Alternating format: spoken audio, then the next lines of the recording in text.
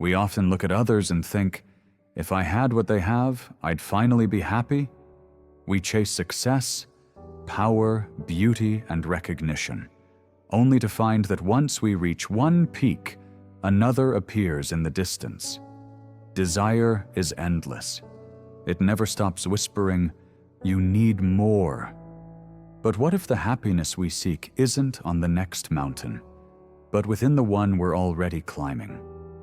This story will show you that true peace doesn't come from becoming more. It comes from realizing that you are always enough. Long ago, in a quiet mountain village in Japan, there lived a humble man named Haru. He was a stonecutter, a man who shaped the bones of the earth into something useful, something beautiful. Each morning, before the sun rose above the peaks, he would pick up his worn hammer and chisel and begin his climb. The path was steep, winding between bamboo groves and rocks slick with dew. By the time he reached the quarry, his breath was heavy and his back already ached. But he would smile, take a sip of cold water, and start his work. The sound of his hammer echoed across the valley. Steady, patient, eternal. He carved blocks from the hillside for temples and homes, helping others build their dreams, even as he lived simply in his small hut at the edge of town. Though his work was hard, Haru was content, at least for a while.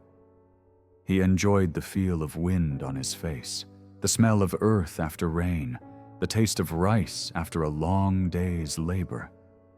At night, he would sit outside and listen to the river murmur under the stars. But as time went on, something began to stir in his heart, a quiet dissatisfaction, like a whisper that wouldn't fade. Each time Haru delivered stone to the homes of the wealthy, he noticed how different their lives were. He saw the merchant who wore fine silk, ate golden pears and honey cakes, and rested in the shade while servants fanned him. Meanwhile, Haru's own clothes were ragged, his meals plain, and his hands rough as the stone he worked. He began to envy the merchant's comfort. One hot afternoon, as he passed the merchant's grand gate, Haru paused and sighed. "If only I were rich like him," he murmured. "I wouldn't have to work so hard. I could rest and be happy." The air was still for a moment. Then a voice, soft as the wind through the bamboo, whispered, "Your wish is granted." In the blink of an eye, Haru stood in a magnificent house. Silk robes covered his shoulders. Gold ornaments adorned his hands. Servants bowed before him, and his table overflowed with food. He laughed with disbelief. "At last, my dream has come true." For days he walked through his halls, touching polished wood and precious jade. He no longer sweated under the sun. Instead, he sipped tea and watched others labor for him. For the first time in his life, he felt powerful. But as weeks passed, a new feeling crept in. Outside his window, a noble prince rode by in a golden carriage. The crowd bowed deeply, clearing the road. Even rich merchants stepped aside, heads lowered. The prince's voice carried authority that silenced everyone. Haru felt his pride sting. "This prince is far greater than I," he muttered. "I wish I were a prince." The wind returned, gentle, mysterious. "Your wish is granted." Suddenly, Haru found himself dressed in royal robes, riding a white horse beneath banners of crimson and gold.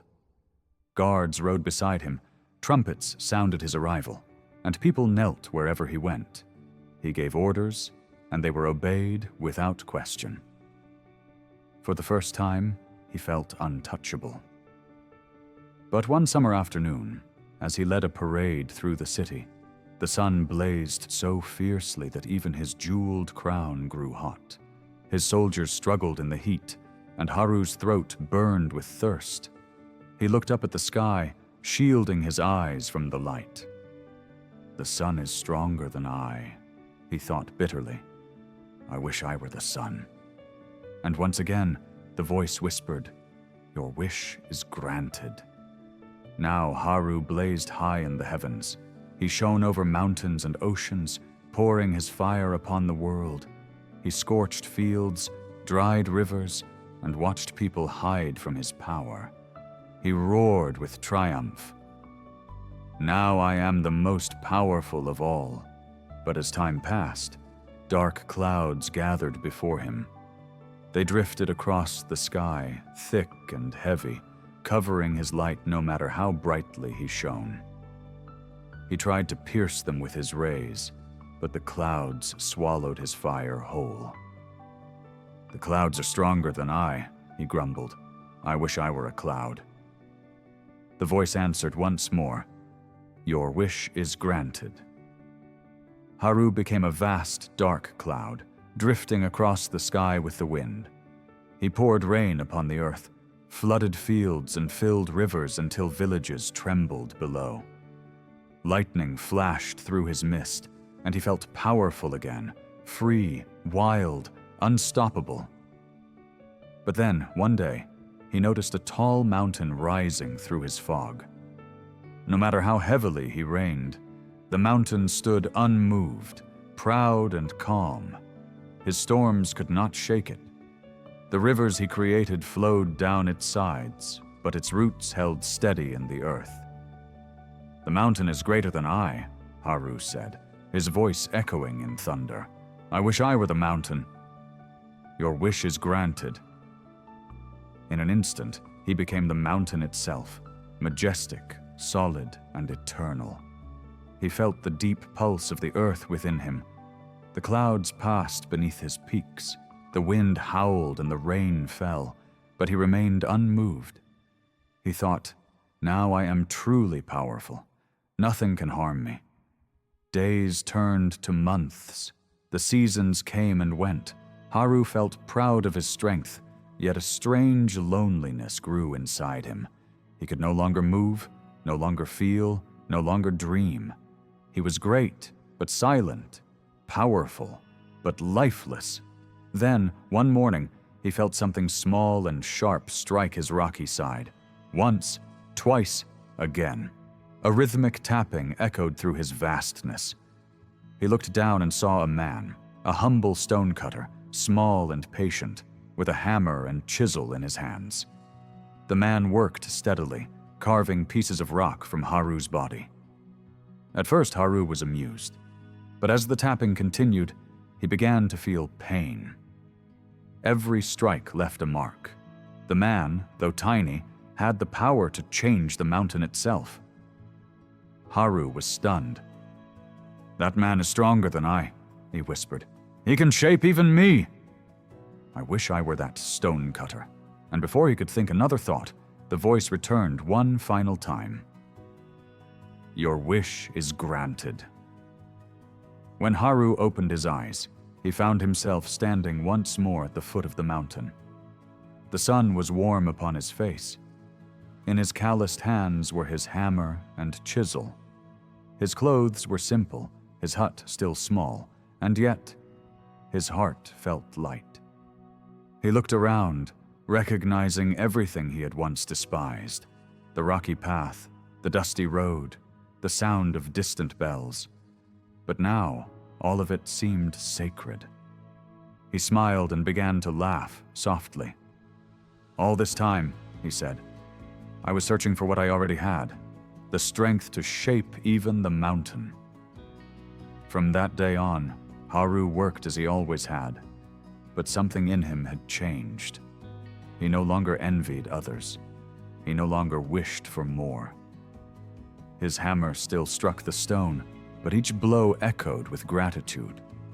When others complained about their lives, he would smile gently and say, "The happiest man is not the one who becomes everything, but the one who becomes himself." Years passed. People in the village began to notice a calmness about him, a peace that seemed unshakable. When storms destroyed crops, Haru rebuilt walls. When merchants boasted of riches, he only smiled. When someone envied another's success, he would point to the mountain and say, "Even the tallest peak began as dust."